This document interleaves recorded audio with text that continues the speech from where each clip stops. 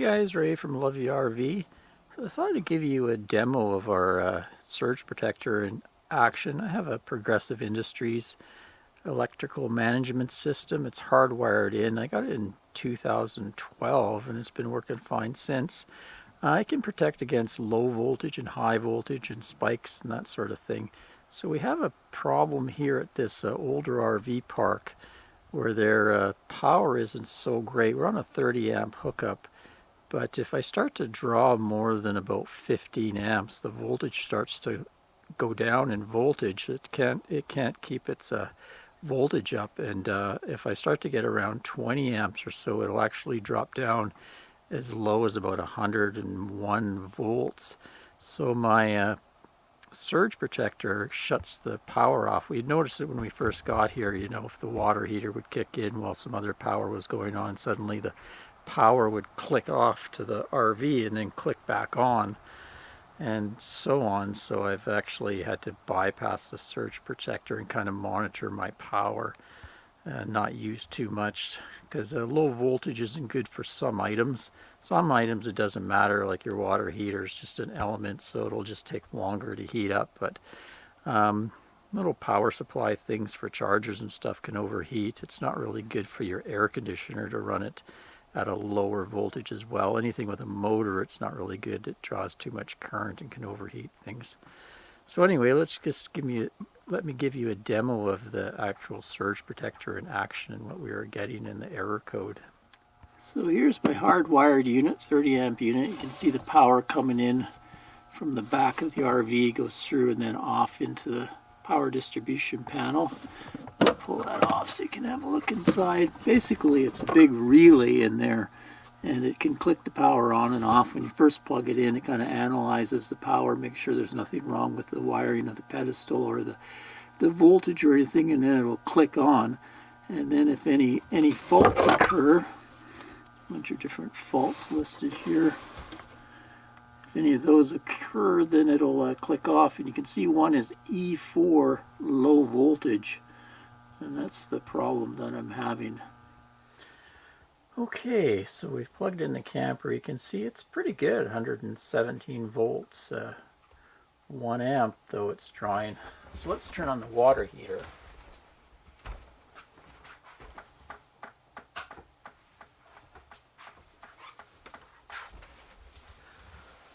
Now you can see it's already dropped down to 109 volts. And it's showing that it's drawing right around 11 amps. It should actually be higher than that, but I guess with the lower voltage it draws less amperage. Now I'm going to turn on a heater. We'll go up to 900 watts on the heater. You can see we're down to 105.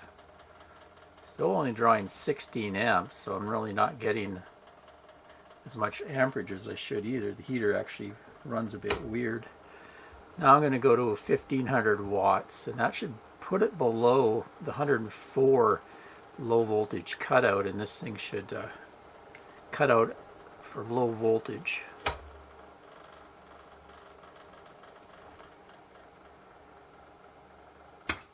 There we go.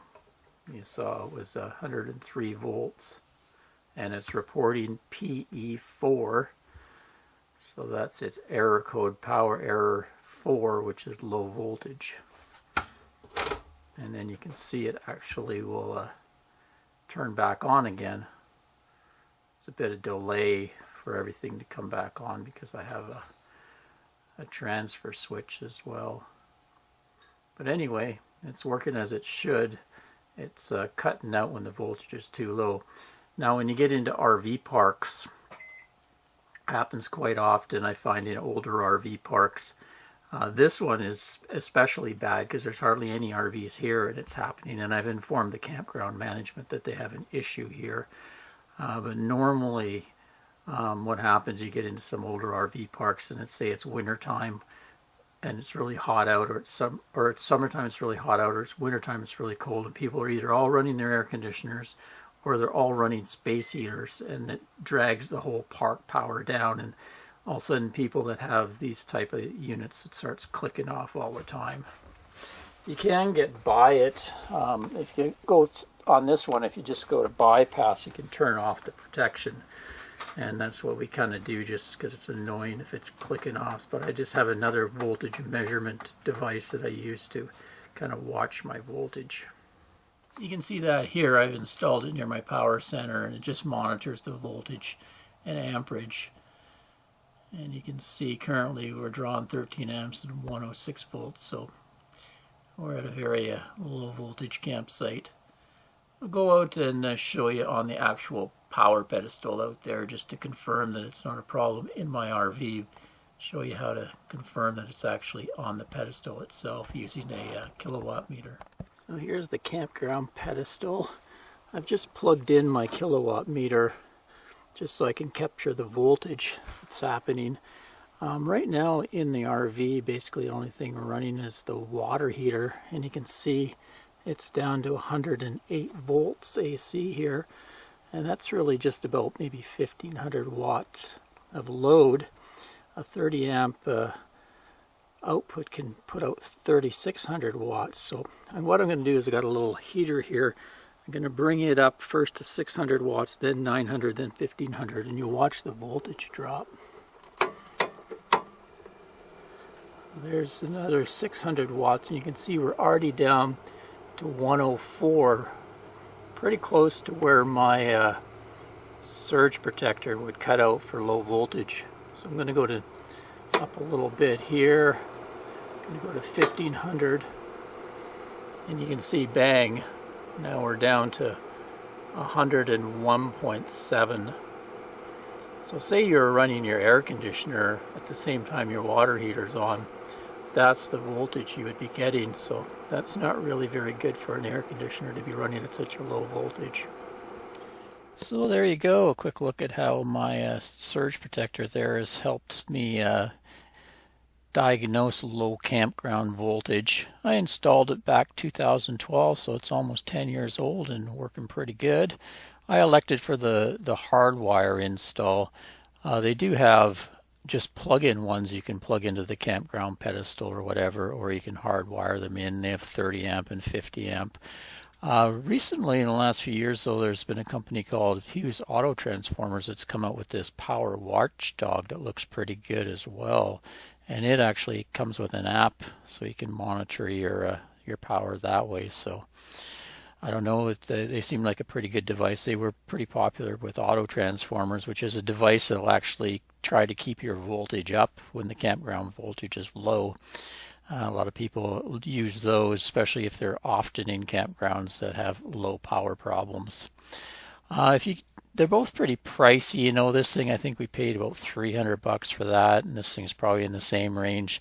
If you can't afford it, even a $28 kilowatt meter, you could just plug that into a plug in your camper, and at least you would know what the power coming in, the voltage is, and you could kind of monitor it. And if it was getting down, into the range of 105 volts or something, you could start to be concerned that the power's a little low. Most things it's not going to hurt. Like water heaters, like I say, anything with just an element, it's just going to be low voltage, and that thing's not going to work as well. Most microwaves will work, but they just won't heat as well as they should. Just mostly concerned with things like the air conditioner, where you got fan motors and a compressor and stuff, and when they start up they draw a lot of current, so I'm not sure if they could be possibly damaged, or things that you're running long term on low voltage, like little power supply things, they could have an issue too. Like the plug-in things for a laptop, the little square box that some of them have, could run a little hot as it's trying to pump up the voltage that's coming in. So anyway, I just thought I'd let you know about that, since I just happened to be in a campground where I had an issue of low voltage going on. Till next time, Ray from loveyourrv.com. Cheers, everyone.